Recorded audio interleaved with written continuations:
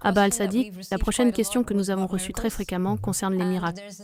Et la question est, si Jésus a accompli des miracles, alors ses successeurs devraient aussi être capables de faire de même. Et nous, en tant que communauté, nous vous avons vu accomplir des miracles. Nous aimerions que vous répondiez à cette question sur les miracles réalisés par les successeurs.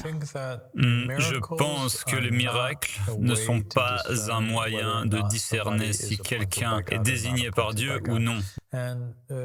Tout simplement, les chrétiens et les musulmans croient tous deux que l'un des plus grands faiseurs de miracles qui foulera la terre est l'Antéchrist, qui accomplit, selon leur tradition, de nombreux grands miracles et prodiges, n'est-ce pas? Et les faux prophètes aussi accomplissent des miracles et des prodiges. Donc les miracles en soi ne prouvent pas si quelqu'un vient de Dieu ou non de Dieu. Et à l'époque de Simon-Pierre, il y avait des individus qui lévitaient, faisaient toutes sortes de tours ou utilisaient des démons pour accomplir de prétendus miracles. Ce n'est donc pas un moyen pour savoir. Oui, les messagers désignés par Dieu peuvent accomplir des miracles. Beaucoup le font, mais pas tous le font. Et il y a des exemples dans la Bible de prophètes qui n'ont pas accompli de miracles extraordinaires ou surnaturels. Par exemple, Joseph, dans la Bible, il n'a pas accompli de miracles comme marcher sur l'eau ou fendre la mer comme Moïse, ou guérir le lépreux ou ressusciter les morts comme Jésus. Mais Joseph avait le don de l'interprétation des rêves. Cela peut être considéré comme un miracle, mais c'est davantage une question de connaissance. Voilà, donc la réalité, il n'est pas nécessaire que chaque prophète ou messager divinement désigné accomplisse des miracles, et même si quelqu'un venait avec des miracles, cela ne constitue pas en soi une preuve suffisante. Maintenant, pour répondre à ceux qu'ils veulent vraiment demander, à savoir où sont tes miracles, si je témoigne moi-même, cela ne servirait à rien. Donc je vais renvoyer cette question à vous et aux autres croyants.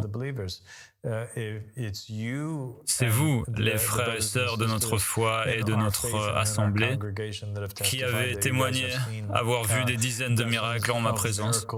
Alors, je vous laisse témoigner. Je vous laisse aussi témoigner du fait que vous avez eu des rêves, où vous avez vu des prophètes, des messagers, des imams et des anges valider les affirmations que je fais. Et je vous laisse témoigner de cela. Je vous laisse aussi témoigner des istikhara que vous avez faites, qui vous ont montré que cet appel est la vérité et vous ont donné la résolution ferme que de vous accrocher à la corde d'Allah subhanahu wa ta'ala et de rester sur ce chemin.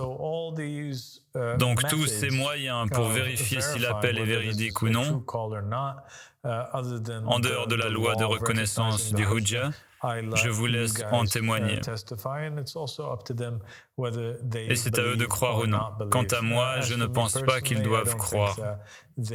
Simplement parce que quelqu'un d'autre dit avoir fait un rêve ou avoir vu un miracle, ou avoir fait une istikhara. Ces récits peuvent leur apporter un certain réconfort, mais comme l'a dit Ahmad al-Hassan alayhi salam, je ne veux pas, et nous ne voulons pas, que quelqu'un nous suive aveuglément. Le pire genre de disciple que nous puissions avoir, c'est un disciple ignorant qui ne sait même pas pourquoi il croit. Quelqu'un qui s'est précipité à croire et à proclamer la foi et à prêter allégeance à cet appel sans comprendre. Car ceux qui entrent rapidement dans cet appel sortent rapidement. Donc quelqu'un qui s'engage dans ce chemin doit être comme un arbre ferme, dont les racines sont profondément ancrées dans le sol, qui ne chancelle pas à gauche ou à droite, à la moindre tempête ou au moindre vent qui fait que l'herbe oscille. Voilà le genre de croyants que nous avons besoin.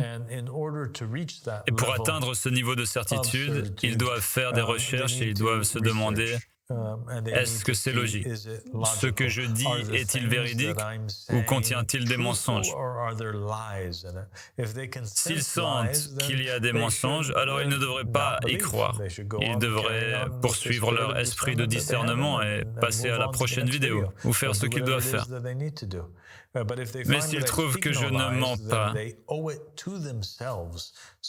alors ils se doivent à eux-mêmes pour ne pas finir comme ces Juifs qui ont rejeté Jésus et les apôtres. Ils doivent prêter attention à cet appel, car je pense qu'à la fin de cet appel, ils trouveront Jésus et ils trouveront l'imam al-Mahdi alayhi salam validant et confirmant qu'ils m'ont bien envoyé. Subhanallah. Et Abba al-Sadiq, nous témoignons.